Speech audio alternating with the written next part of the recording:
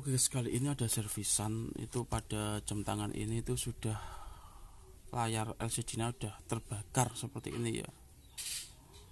Jadi kayaknya parah ini. Oke, langsung saja kita eksekusi, kita perbaiki guys. Nah, gitu. Setiap hari kerjaannya memperbaiki jam tangan.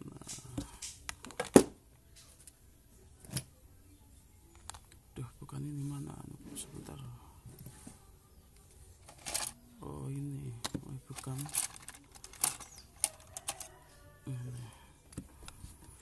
Ini buatan fungsinya beda-beda tapi tidak apa-apa.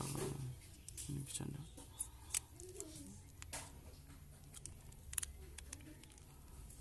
Kalau pakai tray ini aku udah enak, kurang enak guys. Tukang servis tuh kalau sudah profesional itu alatnya itu harus menyesuaikan keprofesionalannya. Alat juga menunjang keprofesional tukang servis gitu. Kalau saya katakan, aduh ini udah pada karatan guys ya, seperti ini. Bisa ndak ini? Ini udah hancur semua ini. Aduh.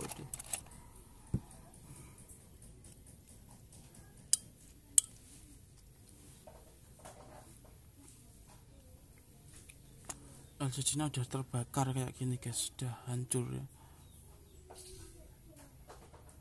Ini terbakar ini.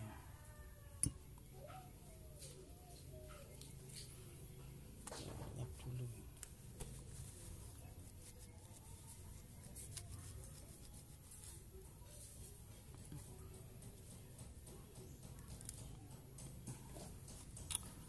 Kita lap. Wah, ininya juga udah terbakar PCB-nya ini. Parah ini guys. Bisa ndak kita cobalah, kayaknya sih kemungkinan untuk bisa itu sekitar berapa ini, 30%-an.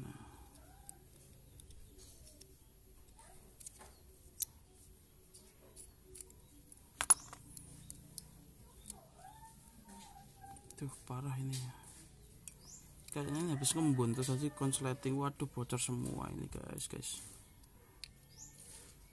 Udah lengket ini baterainya ya, udah hancur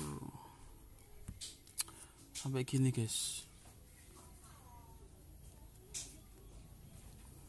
Parah.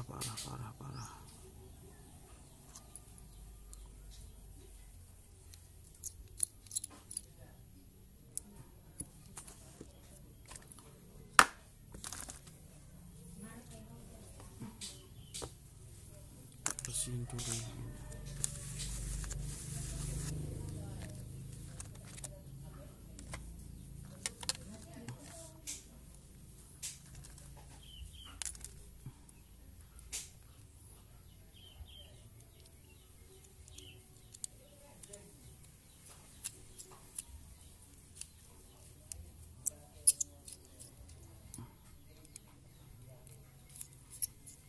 Udah ngembun parah ini, udah lama ini.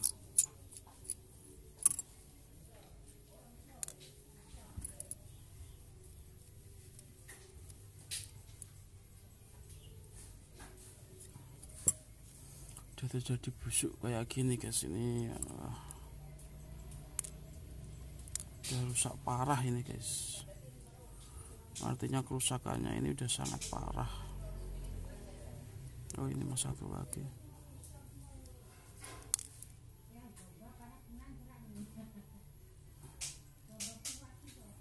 Oh, udah nggak bisa ditarik ini. Udah ngeri, parahnya ini udah ngeri.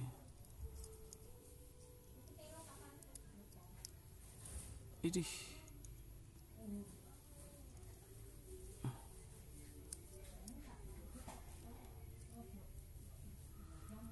Nggak bisa dicabut ini guys, parahnya ini. Ada masa ada bautnya lagi? Nggak ada kok.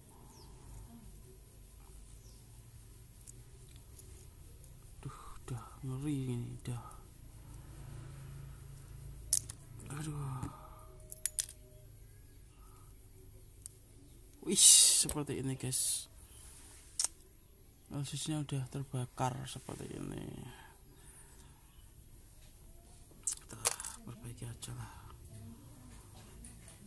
Ini aku kehabisan air apa itu? Oh, masih ada elektroliknya, itu masih ada.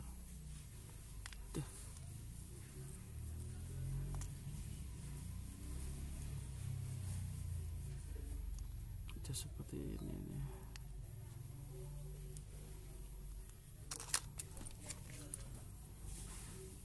Ininya juga udah pada terbakar, udah pada ngelupas kayak gini ya.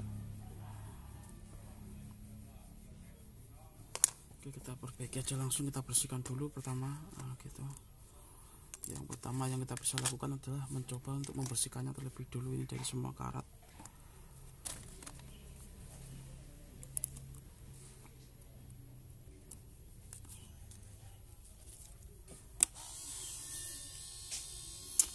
Surfasan parah kayak gini guys.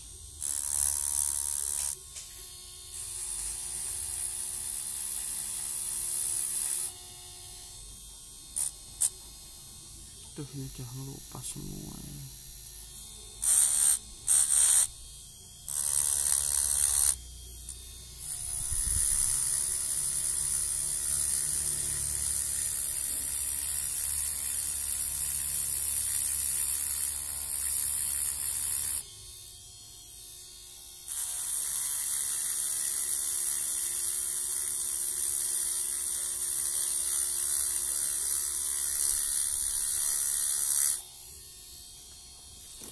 Rusaknya ini sudah parah banget ini guys ya, ini kemungkinan bisa itu cuma 30%.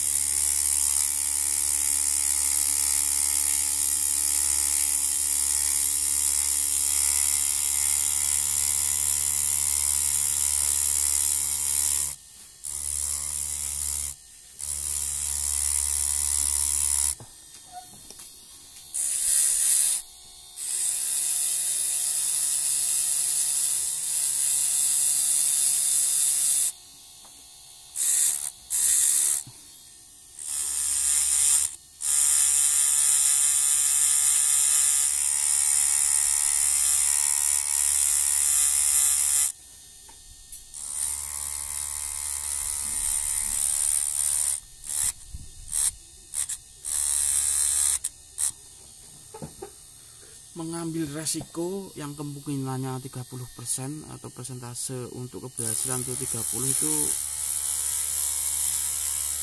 gimana ya, nah itu hal yang sangat sulit sebenarnya.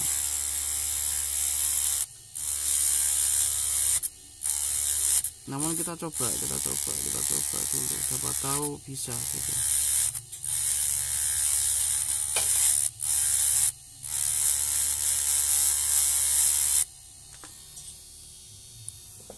Seperti ini guys, ini sudah parah banget. Nah gitu, udah pada korosi semua mesinnya. Aduh, ini pada ini satu seperti ini.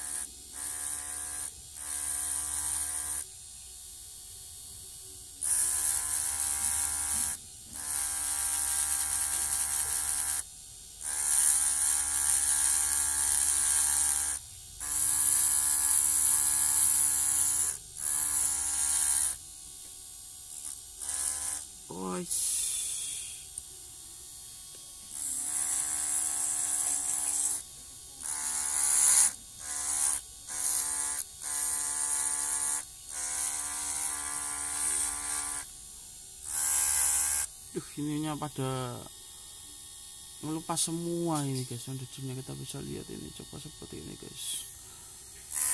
Yang sangat mengerikan ini guys.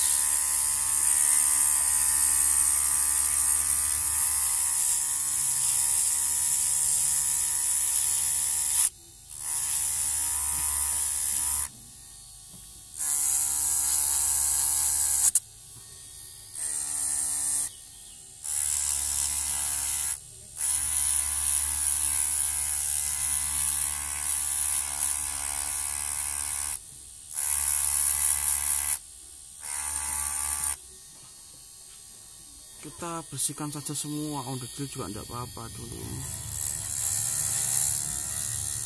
Yang penting kita bersihkan semuanya ya, seperti ini.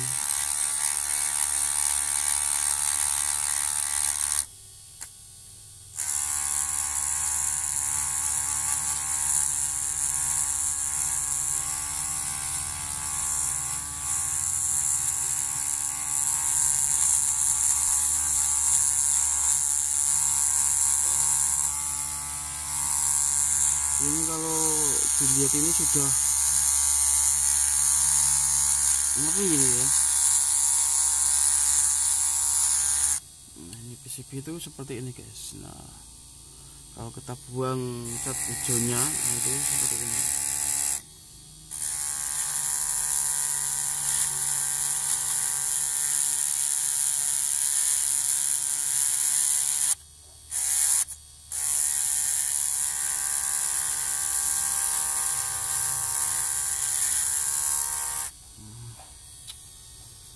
Seperti ini. Oke, sambil bersihkan ini ya, kita ini itu ada beberapa berita yang saya soroti hari ini itu gimana ya, banyaknya oknum pencabulan di dunia pendidikan. Oknum, nah, sekali lagi saya katakan oknum, pencabulan di dunia pendidikan marak ini. Dan parahnya itu dilakukan oleh orang-orang yang memiliki wawasan luas gitu. Wawasan yang atau orang-orang yang memiliki ilmu pengetahuan gitu.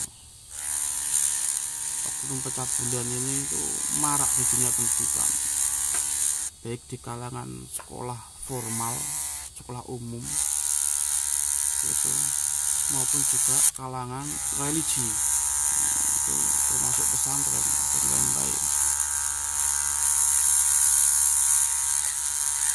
Banyak kan oknum itu udah apa ya, seorang guru itu yang dari Manado kemarin, namanya siapa itu, Pasya Gorontalo ya, Gorontalo itu sempat viral dan juga terjadi bukan yang 1-2 kali itu. Kalau kita lihat beritanya itu ada banyak banget, pokoknya bejibun, mungkin dari tahun berapa itu sudah ratusan atau mungkin ribuan.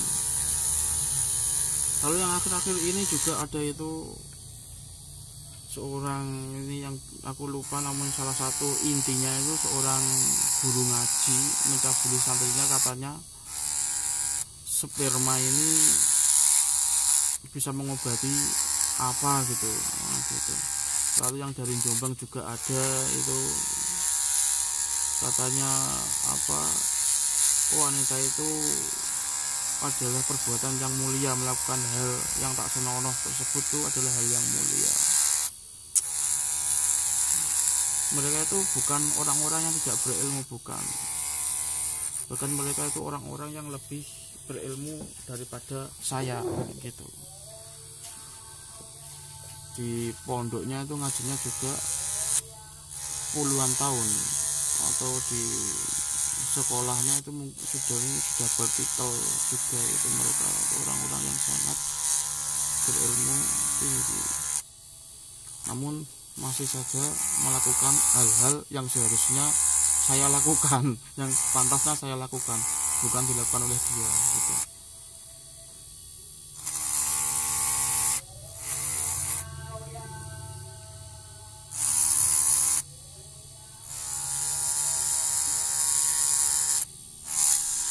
Kenapa selalu wanita yang menjadi objeknya? Nah gitu, dari kejahilan laki-laki. Nah, gitu.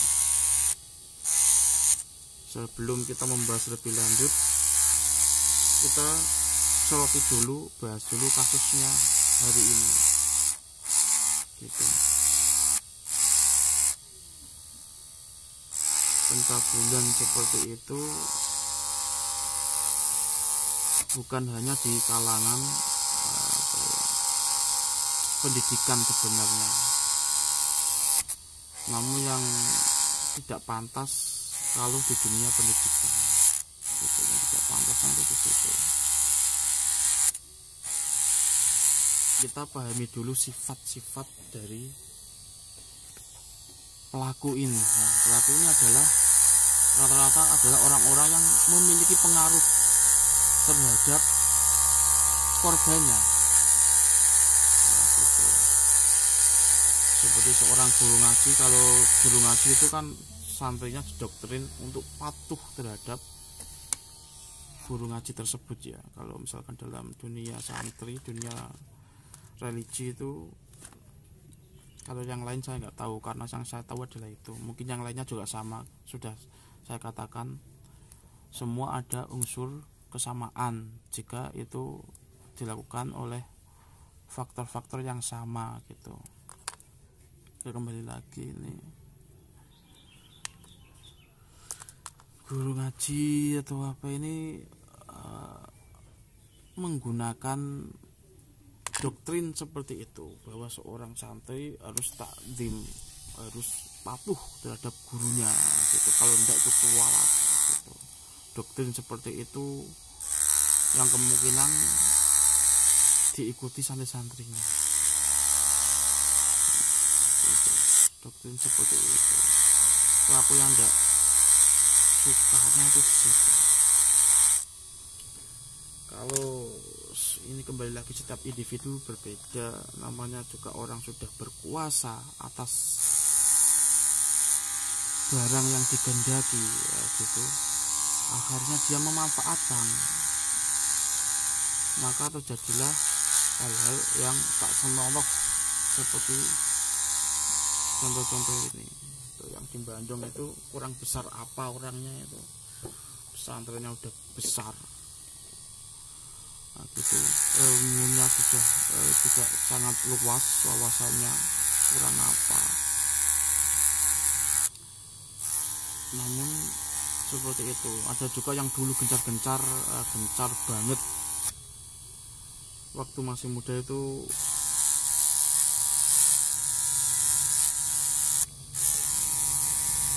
merajia miras PSK dan lain gitu. Ternyata endingnya ya pencabulan seperti itu.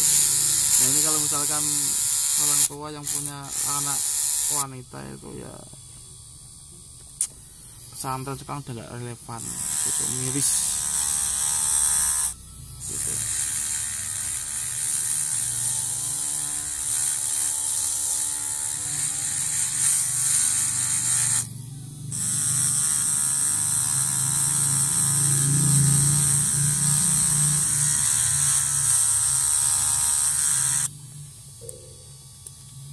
Seperti ini ya, ini kita akan semua, dan itu tidak terjadi akhir-akhir ini banyak banget, mulai berapa tahun-tahun, kalau dulu aku nggak tahu, mungkin 2017 ke atas ini baru yang saya baca, itu sudah ada beberapa kasus itu menggemparkan jagat dan dilakukan oleh oknum-oknum guru ngaji dan lain-lain. Karena guru ngaji ini gimana ya, selalu mendoktrin siswanya untuk fanatik dan patuhnya tuh fanatik. Nah, gitu, karena itu memang ada dalam aturan religi, itu namanya adab. Tapi kalau sefanatik itu saya nggak sependapat. Nah, gitu.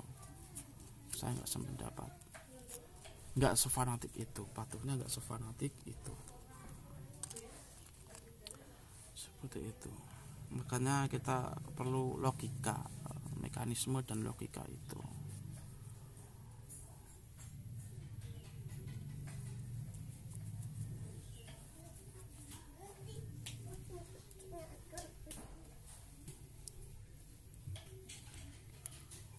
Banyak yang melakukan oknum itu bukan adalah oknum-oknum yang berwawasan gitu, yang kalau misalkan semua ilmu pengetahuan di bidangnya ya, kalau misalkan agama ya ilmu agamanya mateng, kalau ilmu umum ya sudah PNS, kalau dalam profesi seorang guru udah PNS, kalau dalam profesi dunia mengaji itu udah kiai besar.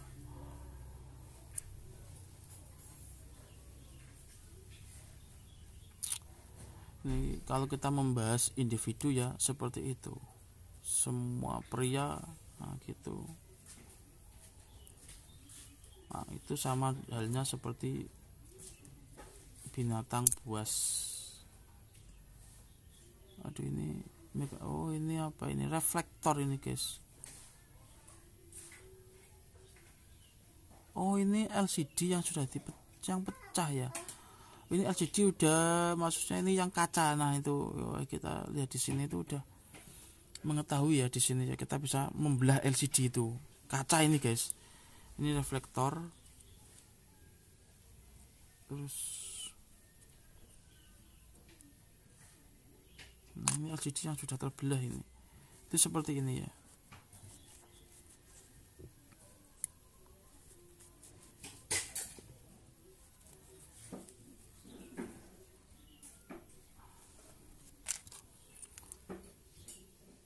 LCD yang sudah terbelah.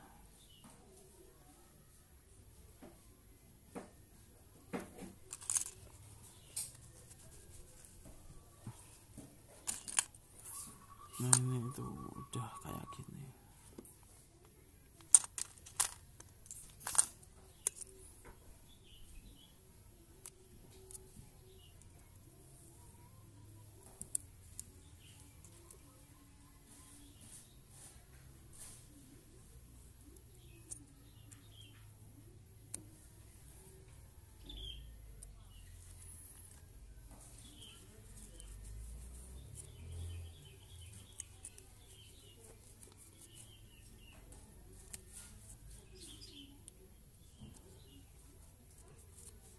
Ini ada sablonannya, itu di kacanya ada LCD-nya ya, dan ini adalah untuk LCD yang sudah terbelah ini.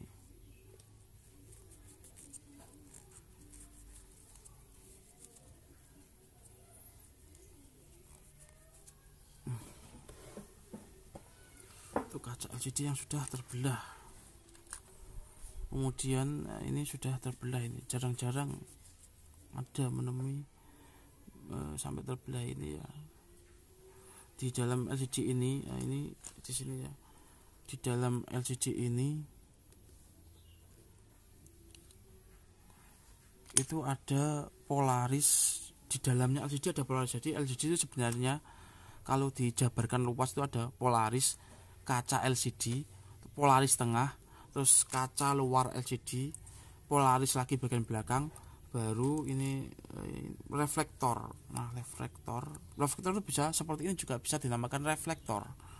Reflektor enggak melulu berwarna putih seperti ini, enggak melulu seperti putih seperti ini juga reflektor gitu, bagian atau jenis dari reflektor itu sendiri gitu.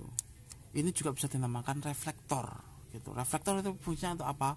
Membiaskan cahaya gitu, secara intinya itu seperti itu. Oh di sini ini polaris bagian depan, yang paling depan selalu kelupas.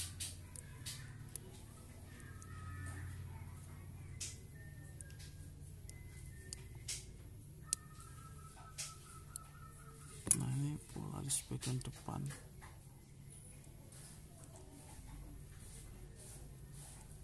Kita lepas di sini ya.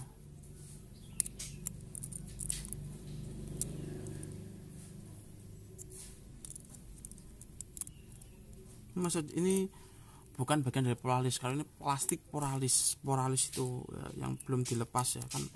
Polaris kalau baru kan ada plastiknya seperti ini ya. Sama saya tuh polaris itu. Dan plastik seperti ini juga bisa dijadikan reflektor. Nah, gitu. Kalau ini untuk permainan reflektor belum tak ajarkan secara detail ya, itu nanti di tingkat berikutnya kita pelajari yang ada dulu ini. Karena kalau belajar itu kan saya harus murni konten. Kalau belajar seperti ini kan saya kebutuhan untuk nyervis gitu. Jadi kebetulan di sini ada ini ya, pengaduan LCD yang sama. Ini ada reflektor, sudah kita pelajari ya.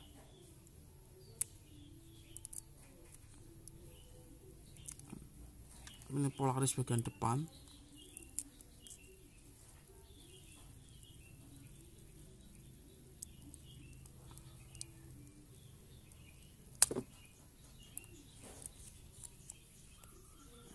Seperti ini sudah polarisnya dinamakan polaris sudah terbakar atau sudah bocor lah istilahnya gitu. Pokoknya sesuatu yang kayak gini dinamakan bocor, itu orang udah paham.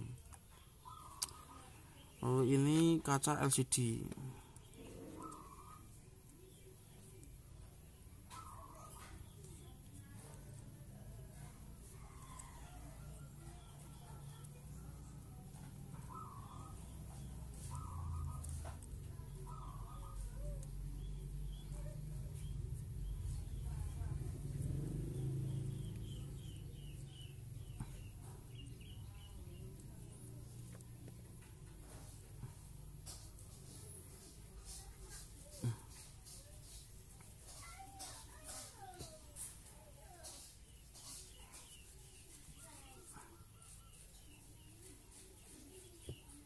Nah, ini adalah kaca LCD itu sendiri. Oke, sebenarnya kalau kaca ini gitu di tangan orang-orang yang nggak terampil, kaca ini tidak ada nilai seninya. Namun kalau kita orang terampil, kaca seperti ini memiliki seni nilai yang tinggi.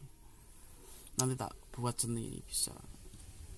Nah, kalau misalkan ini diperbaiki bisa ndak? Bisa saja. Namun biaya untuk perbaikannya itu sangat jauh lebih mahal biaya perbaikan daripada beli baru. Nah, gitu. Namun di sini sebagai pembelajaran saja. Ini yang bisa diambil apa? Kalau misalkan dalam dunia servis paling olodil ini dan selebihnya ini tidak bisa. Ini juga penting. Kaca seperti ini penting.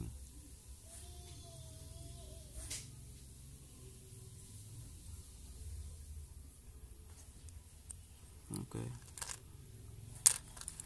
Lalu ini kita perlu direndam dulu.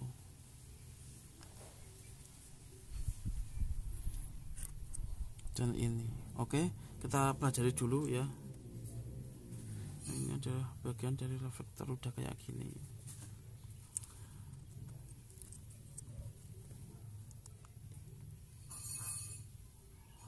Yang di tengah ini adalah apa itu refleks LCD ya, yang terhimpit kaca ini.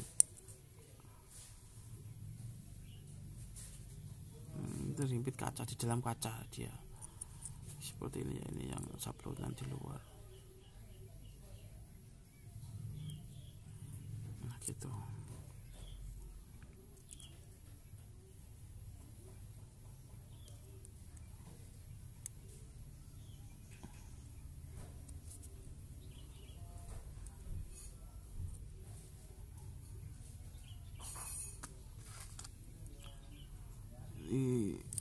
Yang ini sudah terbuka di tengah ya.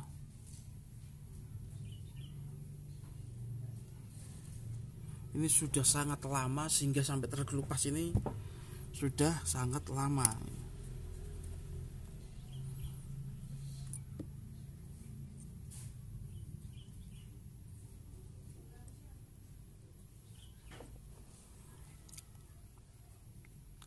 Nah ini tuh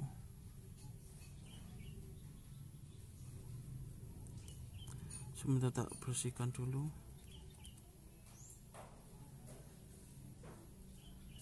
Nah, ini tipis banget guys, jadi mustahil untuk diperbaiki ya.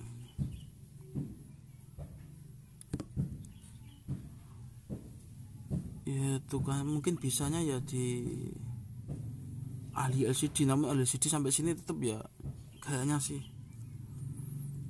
yang ahlinya ahli LCD mungkin yang bisa ya yang membuat LCD itu. Kalau tukang reparasi amatir seperti saya ini ya tidak bisa.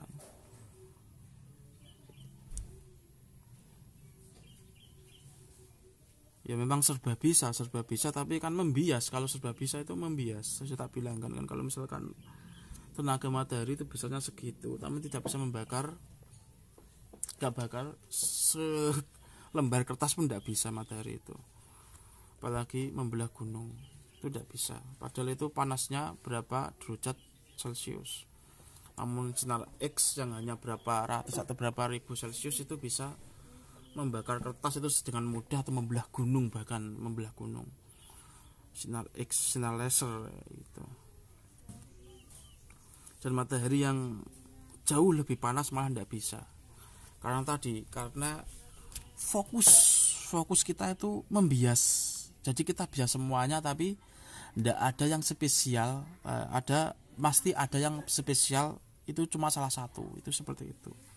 Namun kalau misalkan di matahari kan untuk mengeringkan baju, nah itu spesialnya di situ dan lain-lain, karena dia membias. Kalau misalkan sinar X dia fokus pada titik pusat panas, sehingga dia misalkan kalau dalam, kan sekali lagi semua itu ada istilahnya unsur persamaan kalau dalam matematika, persamaan. Kalau dalam ilmu teknik, nah ini karena kita contohnya dalam ilmu teknik reparasi, nah gitu. Itu kalau kita fokus ke LCD, maka kita akan belajar hanya di LCD saja, spesialis di LCD. Nah kalau sinar X adalah spesialis untuk membakar.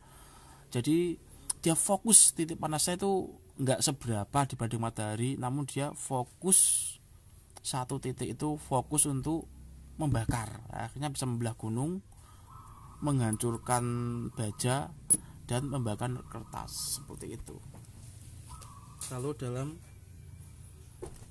ilmu fisika, dalam ilmu fisika itu seperti itu.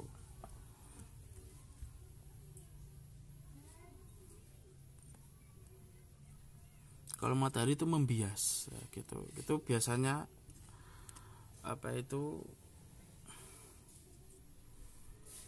biasanya itu digunakan perumpamaan bagi orang-orang yang mencari ilmu pengetahuan itu seperti itu. Kenapa sinar matahari yang panasnya berapa ribu derajat Celcius tidak bisa membakar atau membelah gunung atau membakar selembar kertas? Nah karena dia membias. Namun sinar X yang hanya berapa ratus, berapa puluh, atau ada yang berapa juta, berapa ribu saja, bisa membelah gunung atau cuma membakar sekedar kertas, selembar kertas gitu. Karena adanya fokus, seperti itu. Itu dalam pendidikan, maka dia fokus untuk satu bidang ilmu pengetahuan. Kalau misalkan ini untuk anak-anak yang masih sekolah ya, kalau bahasa Inggris saja, keahliannya difokuskan sesuai minat. Kalau misalkan matematika ya matematika saja, itu akan bisa membuat nama atau membuat prestasi ya, gitu. Seperti itu. Jadi ada fokus, sudah tak terangkan kemarin, senjata dalam hal itu bahasa-bahasa filosofi ya, yang intinya ya seperti itu.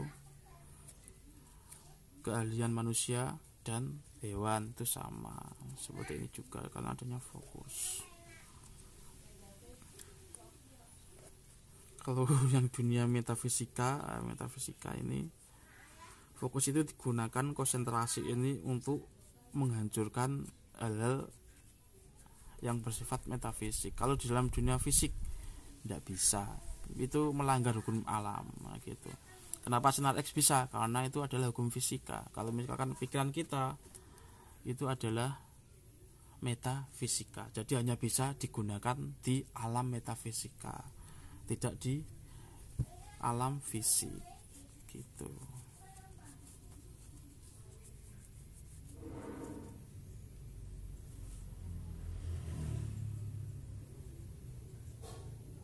Alam metafisika itu seperti apa? Nah, misalkan gitu, metafisika itu seperti hayalan, ilusi, mimpi. Itu adalah alam-alam metafisik. Seperti itu.